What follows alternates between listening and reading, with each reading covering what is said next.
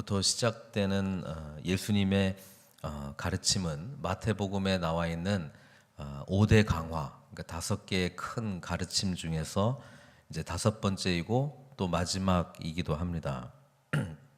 이때까지 우리 주님께서 하셨던 말씀들을 좀 요약을 하면 5장, 6장, 7장에 우리 산상수훈의 말씀이 있었고, 그다음에 10장에 예수님의 제자들을 파송하시면서 제자들을 이제 파송한 설교 내용이 있었고요.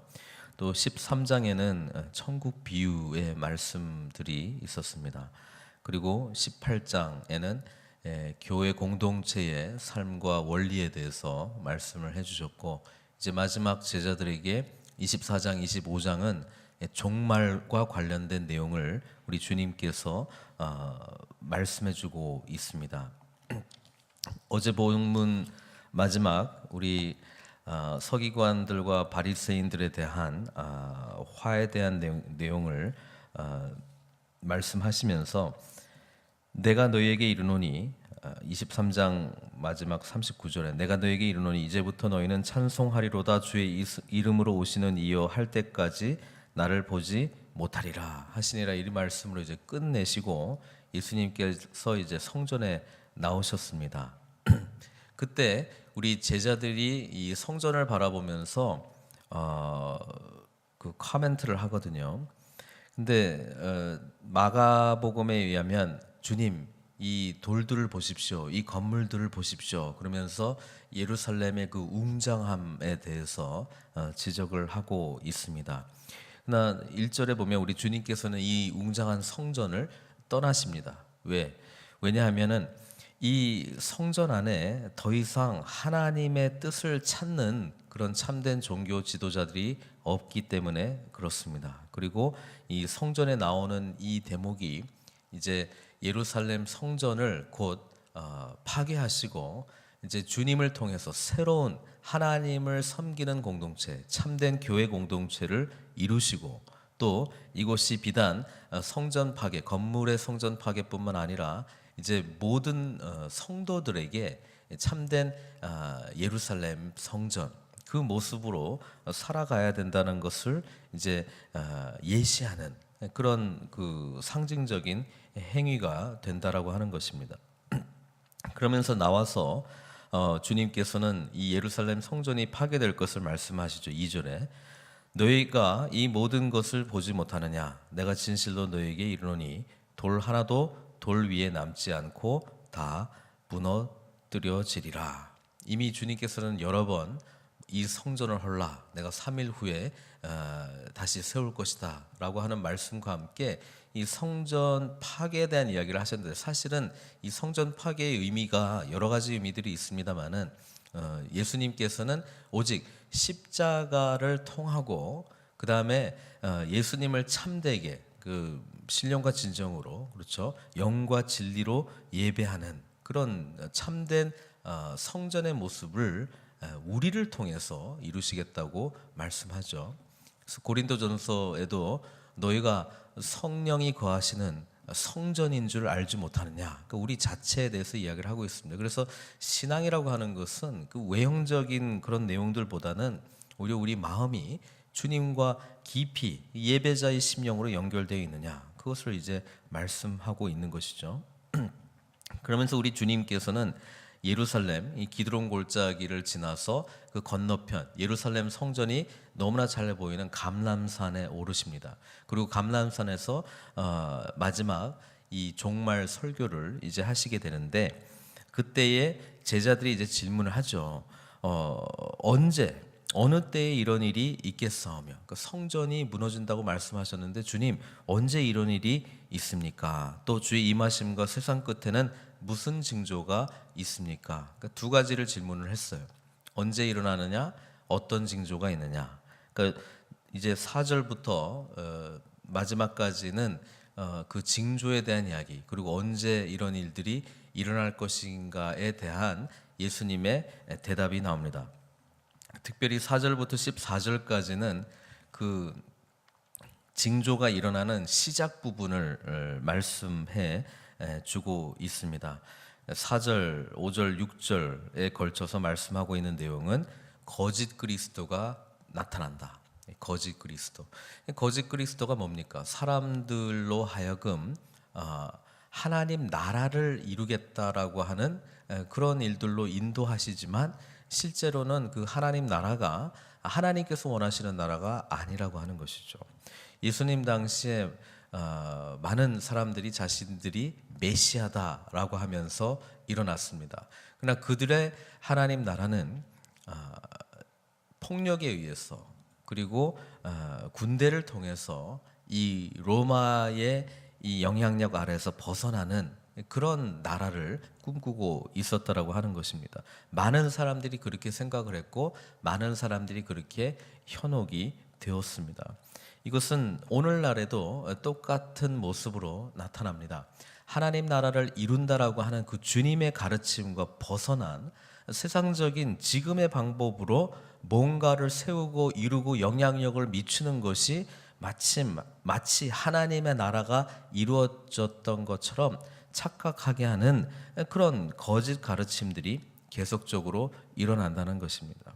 그래서 우리는 오히려 주님께서 무슨 말씀을 하셨는가, 주님께서 진정으로 기뻐하시는 것이 무엇인가, 우리가 스스로에게 냉정하게 묻지 아니하면 우리는 이 거짓에 빠져들어갈 가능성이 많이 있죠. 왜냐하면 거짓 메시아를 쫓아갔을 때에 거기에 얼마나 큰 열정이 있었겠습니까? 얼마나 이 비전을 공유하고 이것이 맞다라고 주장하는 것이 있었겠습니까? 얼마나 목숨을 내어놓고 희생하려고 하는 것이 있었겠습니까? 그러나 그 모습을 가지고만 이것이 마치 뭔가 이루어졌다라고 하는 착각 속에 빠지면 결코 안 된다라고 하는 것이죠. 주님께서 말씀하신 나라가 무엇인가? 그것에 대한 옳은 이해가 있어야 된다는 것입니다. 그것은 다름 아닌 하나님께서 통치하시는 나라, 하나님의 법대로 오늘 마태복음에 나와 있는 산상수훈의 이 말씀이 실천되고 사라지는 그런 모습, 그리고 제자 파송 설교를 통해서 뭐예요? 이 선교적인 비전들이 일어나는, 영혼들을 구원하고 그 하나님을 알지 못하는 사람들을 향해서 제자들이 세워지는 그 공동체를 향해서 우리 주님께서 말씀하셨고, 천국 비유를 통해서 이것이 바로 천국이다, 내가 말하는 천국은 이런 모습이다 라고 하는 주님의 그 가르침에 응답하는 교회, 그리고 18장에 나오는 교회 공동체의 삶의 원리 속에 거기에는 치리의 내용도 있고 형제를 용납하는 부분도 있고 뭐 여러 가지 말씀들이 있었습니다마는 그런 교회를 우리 주님께서 궁극적으로 원하고 있었다라고 하는 것입니다. 그러나 거짓 그리스도의 출현들은 거짓 가르침, 거짓 비전, 거짓 하나님의 나라를 통해서 뭐예요? 사람들을 많이 미혹시키고 정말 잘못된 길로 인도할 것이다 라고 하는 그런 말씀을 했습니다. 그러면서 그 미혹의 내용 중에 많은 사람이 내 이름으로 와서 5절에 보니까 나는 그리스도로 하여 많은 사람 미혹하리라. 뭐로 미혹하냐면 난리와 난리 소문을 듣겠으나 너희는 삼가 두려워하지 말라. 이런 일이 있어야 돼. 아직 끝은 아니니라. 그러면서 7절에 민족이 민족을 나라가 나라를 대적하여 일어나겠고 곳곳에 기근과 지진이 있으리니 이 모든 것은 재난의 시작이니라. 실제로 예수님께서 계실 때에, 그리고 예수님께서 십자가에 못 박혀 돌아가신 그 이후의 시점들을 보면은 이 모든 것이 일어났습니다. 전쟁도 많이 일어났고요. 왜냐하면 거짓 메시아들이 일어나서 폭동을, 로마 입장에서 보면 폭동이죠. 그런 일들이 많이 일어났고 실제로 팔레스타인 지역에 지진이 일어났었습니다. 그리고 기근도 일어났었습니다. 이 모든 것이 재난의 시작이라. 오늘 본문 말씀은 사실 주님께서 실제로 우리 주님께서 이제 죽으시고 부활하시고 난 이후에 예루살렘 성전이 AD 70년에 파괴가 됩니다. 로마에 의해서 파괴가 되는데 그 내용을 지칭하기도 하지만 이것이 또한 예언적인 메시지도 있죠. 왜냐하면 실제로 예루살렘 성전이 파괴된 것과 함께 또 뭐예요? 이것이 앞으로 도래할 하나님의 나라를 말씀하시면서 결국 엄청난 환난과 핍박이 믿는 자들에게 일어날 것이다라고 하는 이 예언적인 말씀도 같이 된다는 것입니다. 그래서 묵시문학의 장르는 그때 당시에 일어났던 상황들이 점진적으로 앞으로 주님께서 오실 그날을 향해서 마치 여기 재난이라고 하는 이 단어가 그 임신한 여인의 그 산통을 말하고 있거든요.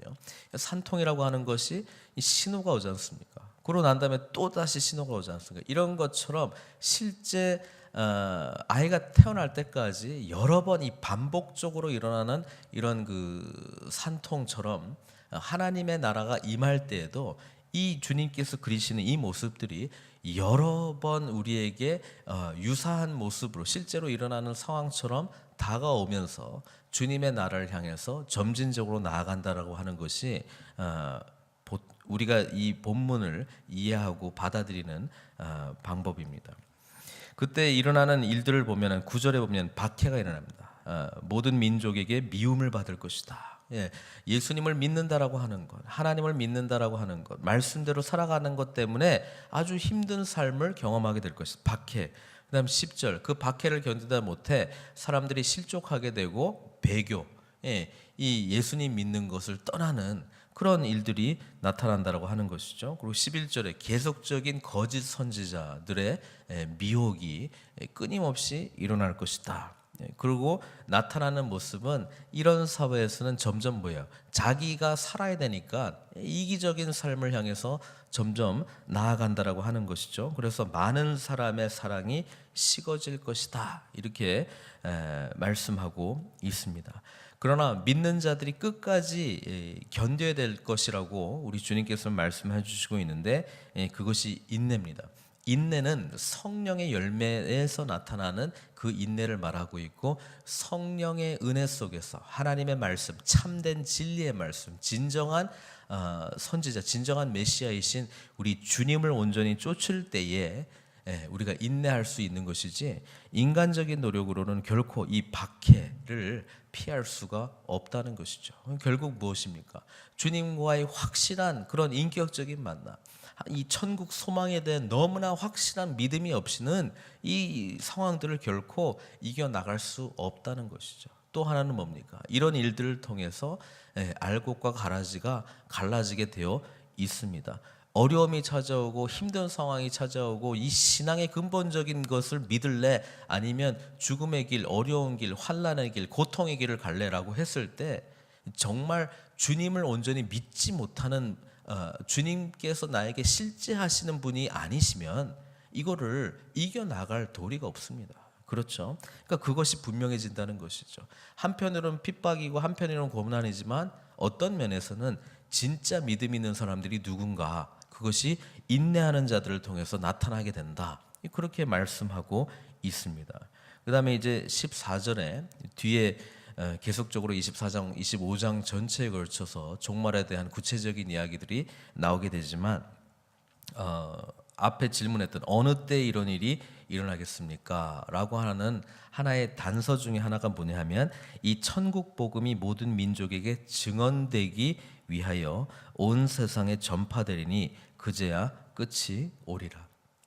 주님을 온전히 알고 하나님의 나라에 대한 비전이 있고 참된 메시아를 온전히 믿는 자들이 마음속에 결국 품고 나아가야 될 모습이 무엇입니까? 왜 인내합니까? 그것은 뭐냐면 하나님의 나라가 실제로 도래할 것이기 때문에 또 주님께서 말씀하신 종말이 믿는 자들에게는 계시록에서 그려지고 있는 모습처럼 우리가 흰옷을 입고 의인의 모습으로 주님과 함께 그 영원한 나라에 들어갈 것이라고 하는 분명한 확신이 있다면 오늘 우리가 이 종말을 향해서 나아가는 시점에서 정말 해야 될 것이 무엇인지를 알게 된다는 것이죠. 그게 바로 이 복음 전파입니다. 주님께서도 부활하시고 난 이후에 제자들에게 주신 사명이 뭐예요? 이 복음 전파의 사명 아닙니까? 주님께서 하나님 나라를 이루실 때에 우리들을 통해서 궁극적으로 이루기 원하시는 것이 이것 아니겠습니까? 주님께서 말씀하신 이 천국 복음이 모든 민족에게 증언되기 위하여 온 세상에 전파되리니 그제야 끝이 오리라. 하나님의 나라의 도래는 하나님께서 온 인류를 향한 구원의 메시지를 전한 그 복음의 시작과 함께 시작되었다라고 보면 완성은 어디 있겠습니까? 그 복음이 모든 전해져야 될 대상들에게 전해질 때 그제야 끝이 오는 것은 당연한 것 아닙니까? 우리는 그 끝 사이에 지금 살고 있습니다. 복음의 시작과 복음의 완성 사이에 살고 있습니다. 그렇다면 오늘 우리들에게 주님께서 요구하시는 것은 이 사이에 살아가는 우리들, 또 앞으로 이런 여러 가지 재난들의 어떤 시작, 그것을 이제 주님께서는 종말 설교를 통해서 말씀해 주고 있는데, 그것을 직면할 수 있는 참된 신앙이 우리에게 있는가? 그리고 정말 하나님의 나라를 향한 그런 온전한 비전이 우리에게 있는가? 오늘 우리의 삶 가운데 주님께서 요구하시는 모습대로 우리가 나아가고 있는가? 우리가 이 예수님의 이 종말 설교 앞에서 우리가 진지하게 우리 자신들을 성찰해야 된다는 것입니다. 사순절은 나 개인의 십자가의 은혜를 구한다라고 하는 것으로 끝을 내서는 안 되고, 이 구원받은 내가 이 하나님의 놀라운 은혜의 나라에 포함되어 있는데, 주님께서 나를 일꾼으로 세우시기를 원하시는데 어떠한 사명, 어떠한 사람들이 내 앞에 있는지를 주님께서는 우리 자신들로 하여금 보기를 원하시고, 그들에게 이 복음의 메시지를 증거하는 사명자로 나아갈 것을 우리들에게 말씀해주고 있습니다. 계시록에 그리고 있는 환란의 이 여러 가지 상황들을 끝까지 견디는 자들의 모습은 언제나 천국 소망에 대한 확신 때문에 살아갈 수 있었습니다. 우리 또한 이 사순절 기간에 그리스도의 우리를 향한 이 고난과 이 십자가의 은혜를 우리가 기억하지만, 그것에 대한 반응으로서 우리가 나아가야 될 것은 이 오늘 주님께서 말씀하시는 대로 이 복음을 듣지 못한 자들을 향해서 나아가는, 아버지의 마음 품고 나아가는 참된 제자의 모습으로 나아가는 것임을 오늘 말씀은 분명히 우리들에게 해주고 있습니다. 이 은혜를 가지고 이 사순절 기간들을 맞이하고 또 우리 자신을 성찰하는 귀한 시간 되기를 주님의 이름으로 축원드립니다. 함께 기도하시겠습니다. 사랑의 하나님 아버지, 오늘 마태복음 24장, 25장에 걸쳐서 제자들을 향한 종말 설교가 진행되고 있습니다. 아버지 하나님, 주님의 나라가 임하기 전에 나타나는 여러 가지 재난과 고난과 여러 가지 어려운 상황들을 보면서 때로는 두려운 마음들이 있기도 합니다.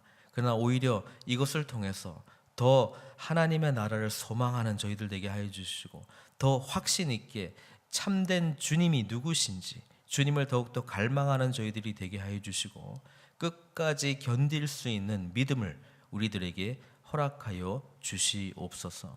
아버지 하나님, 주님과의 깊은 인격적인 만남, 주님의 나라에 대한 온전한 확신이 없으면 결코 이 고난들을 이겨나갈 수가 없습니다.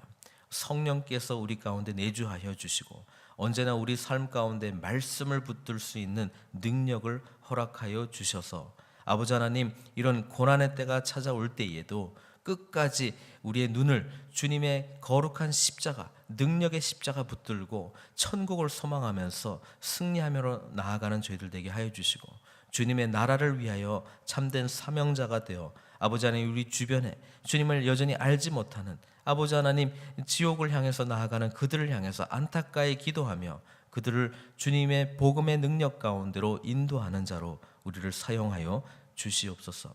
사순절 기간에 십자가를 묵상합니다.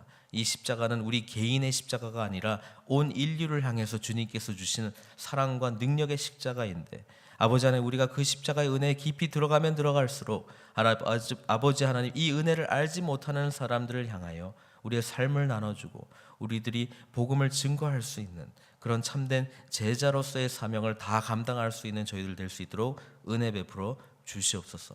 오늘 하루도 주님께 온전히 의탁드립니다. 홀로 영광 받아 주시옵고 예수님의 귀하신 이름으로 기도드리옵나이다.